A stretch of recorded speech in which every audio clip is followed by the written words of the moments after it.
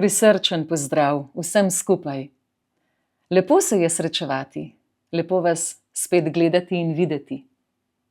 V evangeliju danes beremo, kako je Jezus nasitil množico. Ob tem pa razmišljam.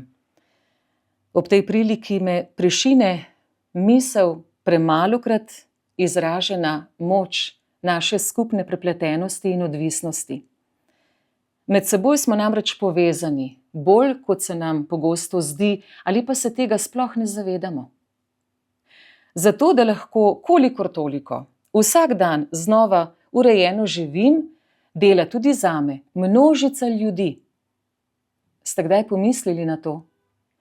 Koliko jih je v ozadju preprostih dejanj? Ko prižgem luč, ko se vozim po znaki urejenih cestah, ko nakupujem v bližnji pekarni sveže pečen kruh, česarkoli se lotim, je v ozadju prav gotovo že kdo ali več prizadevnih ljudi, ki so svojim delom, vloženim znanjem ter trudom naredili nekaj koristnega tudi zame, pa zate, za vse nas. Kaj, če bi se morali vsak dan znova, za vsako željo ali potrebo, ki jo imamo, vsega lotiti sami, vseh postopkov, od začetkov naprej. Tako pa množica drugih, večinoma nam nepoznanih ljudi, tudi na drugih zelo oddaljenih delih sveta, dela, skrbi, se odreka, napreza, razmišlja, ustvarja, rešuje, prevaža, tudi šiva, peče, ureja. Vse to tudi zame in zate.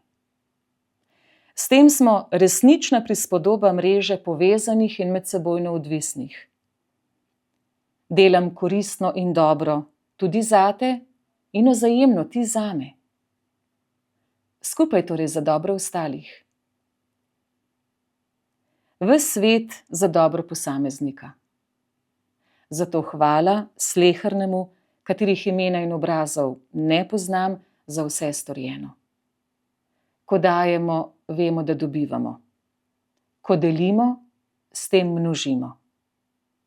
Zato tudi tebi hvala, ker vem, da so velik prispevek k temu vsaka pridržana vrata, vsak tvoj nasmeh, morda v jutranji naglici ali pa pozdrav na ulici, ko se srečava, morda stav pobran, nemarno odložen ovitek bombona, zato da je moj korak v dan lahkotnejši. Hvala tebi za vse, kar storiš tudi za druge.